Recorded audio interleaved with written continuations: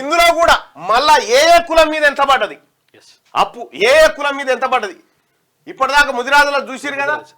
ఇది యాదవ్ కొంచెం లేపితే యాదవ్. ఇగో ఇది యాదవులకు.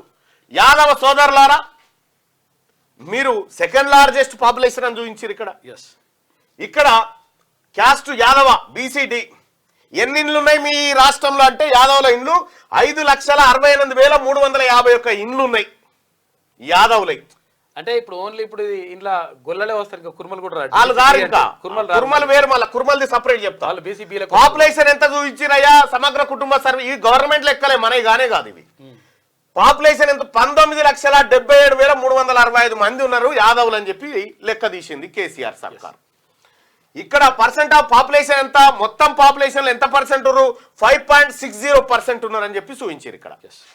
ఇక్కడ ఎంత ఉందయా మొత్తం వీళ్ళ పేరు మీద, తెలంగాణ రాష్ట్రంలో ఉన్న యాదవుల పేరు మీద ఎంత అప్పు తెచ్చిరాయా వీళ్ళు? ఈ దొరలు, ఈ పెత్తందారులు, రెడ్లు, భూస్వాములు అంతా ఎంత తెచ్చిరు అనుకున్నావు? 37,576 కోట్లు తెచ్చిరు మీ తలకాయలు తాకట్టు పెట్టి.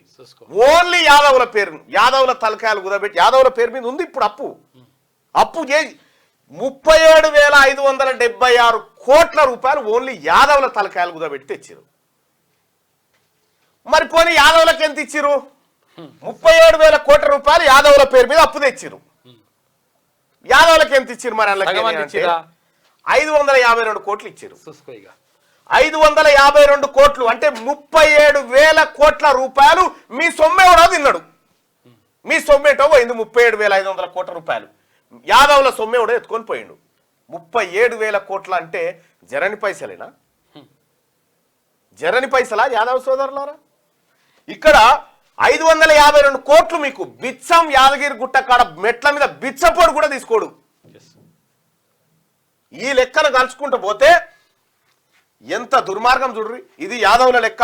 యాదవ సోదరులారా, మీ రేషియో 84/1, 84 రూపాయలు తీసుకుంటే 1 రూపాయి ఇచ్చిరు మీకు.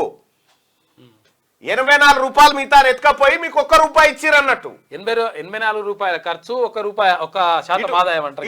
ఇటు ముదిరాజులది అట్లే ఎత్తుకపోయారు, ఇటు వీళ్ళది అట్లే ఎత్తుకపోయారు. ఎవరిది? యాదవులది అట్లే ఎత్తుకపోయారు.